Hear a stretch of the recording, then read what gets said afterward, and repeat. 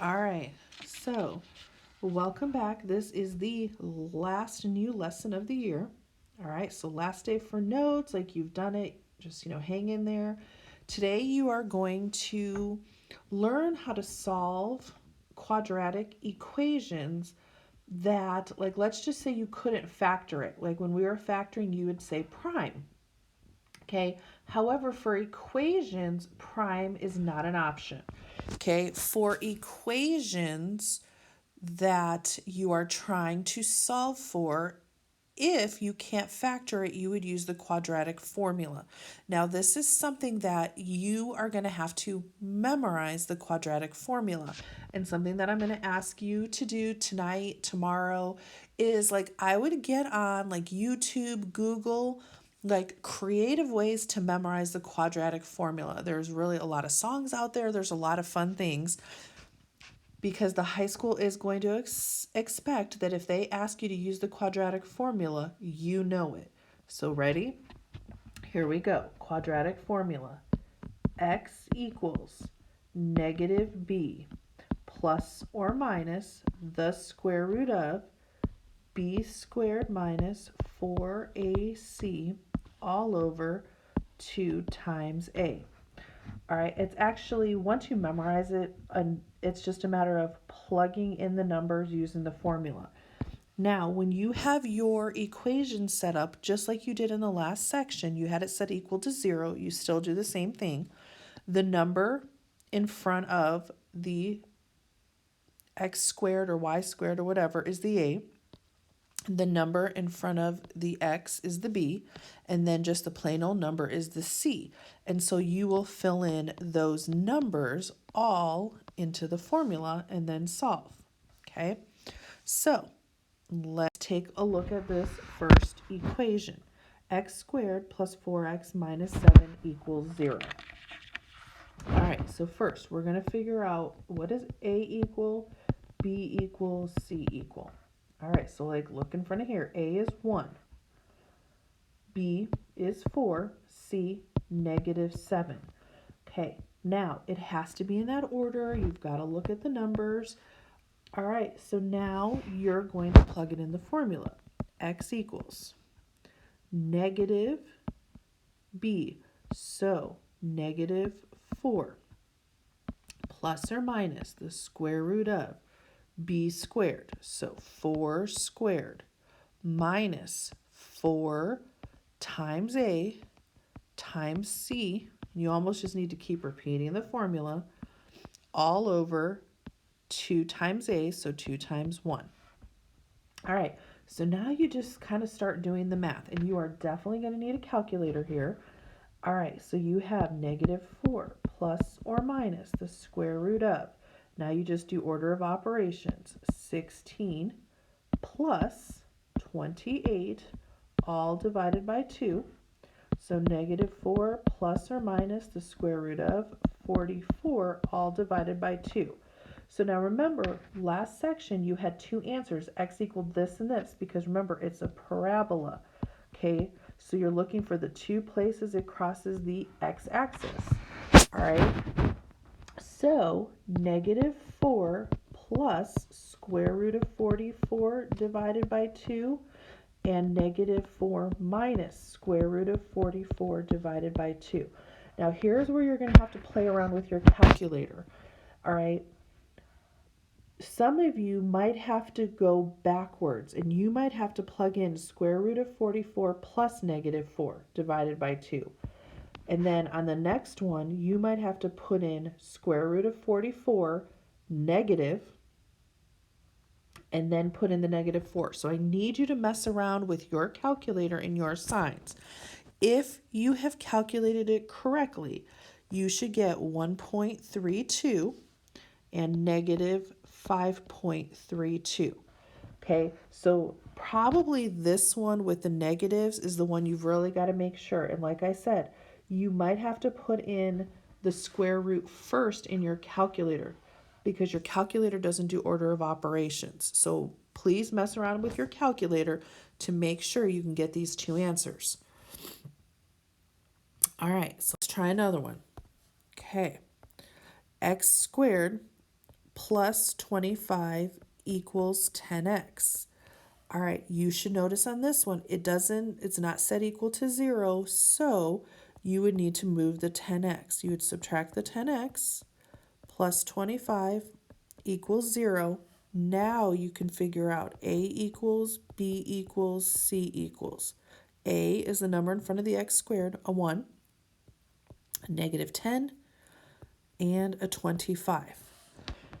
And then you start. X equals negative B, so negative 10. I probably would have put right away just a positive 10, plus or minus the square root of negative 10 squared minus 4 times 1 times 25, all over 2 times A. So x equals 10 plus or minus square root of 100 minus 100 all over 2. So 10 plus or minus the square root of 0 all over 2. All right, so basically for this one, you would have 10 plus 0 divided by 2, 10 minus 0 divided by 2. Your only answer here is x equals 5. Now, this one, look back at the problem for a second. Okay, this was one of these, you could have actually factored it. It actually factored to x minus 5 equals 0. So now if you do, and this is a hint, if you do the quadratic formula and you get a whole number, okay, you probably could have factored it. So you can use the quadratic formula. However, you need to be able to identify when can I factor, when can I, not factor. Okay, so let's go with this one. 11x squared equals 33. All right, so again, rewrite it. 11x squared minus 33 equals 0. Okay, so now for this one, there is a greatest common factor.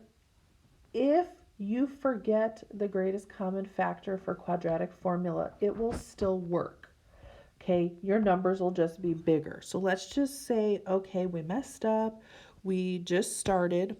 A equals, B equals, C equals. A is 11, B is 0, C is negative 33. All right, so here we go. Quadratic formula, negative B plus or minus the square root of B squared minus 4AC all over 2 times A. So 0, it's not positive or negative, it's just 0, plus or minus square root of, 1,452 all over 22. So 0 plus square root of 1452 over 22, and 0 minus 1452 over 22. Okay, again, look at your calculator. Make sure your answer should be 1.73 and negative 1.73. And I'm rounding to the nearest hundredth, and I think that's actually what I asked you to do on your homework. All right, so now let's take a look at this one. Number 4. All right, 1/2 x squared minus x equals 2. Not written correctly, so 1/2 x squared minus x minus 2 equals 0. Okay, you can do this with a fraction. However, it will be a nightmare. Like, it's doable, it's fine. This is back to an equation. So remember, for equations, you can eliminate your fraction. I would eliminate my fraction. I would multiply everything by 2. X squared minus 2x minus 4 equals 0. Okay, then A equals 1, B equals -2, C equals -4. Okay, so basically you have your A, your B, your C. So again, -b. So -2 plus or minus the square root of -2 squared minus 4ac, so 4 times 1 times -4, all over 2 times a. So 2 plus or minus the square root of 4 plus 16, all over 2. 2 plus or minus square root of 20, all over 2. So 2 plus square root of 20 over 2. 2 minus square root of 20 over 2. And again, please check your calculators. Okay, x equals 3.24 if you round to the nearest hundredth, and -1.24 if you round to the nearest hundredth. Now, basically, like, that's all there is to it. It's just a matter of plugging it in, practicing, all of that. All right, let's look at this. Number 5. 7x squared minus 3x plus 1 equals 0. Okay, so A equals 7, B equals -3, C equals 1. All right, so here we go. -b plus or minus the square root of b squared minus 4ac all over 2 times a. So 3 plus or minus the square root of 9 minus 28 all over 14. 3 plus or minus the square root of -19 all over 14. Now, you can try and try, but since we have a negative in the square root, that is never going to happen. So this is one of those situations where you have no real solution. Okay, so basically, we need to look at when you have under the square root, okay, we need to talk about the discriminant. And I want to show you this so that next year when you start graphing, you kind of have an understanding. Okay, the discriminant is the part underneath the square root, the b squared minus 4ac. So the part that's underneath. Okay, if you have a positive number, if you end up with a positive number underneath the discriminant,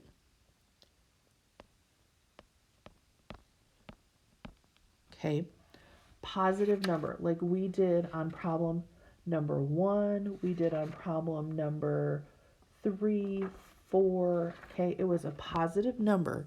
You are going to have two distinct solutions. Because here's what's going to happen. Like, this is where, remember, I had told you when you graph, okay, you would either have it's going up and it's crossing at 2 places on the x, or it's going down. Okay, your parabola is crossing at 2 points, and that's if you get a positive number under the square root. Let's just say you get 0 under the square root. That's, you're going to have one distinct solution. One distinct solution.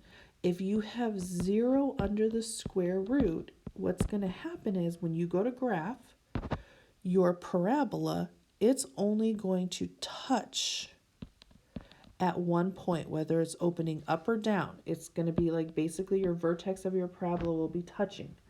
Okay, so now if you have a negative number,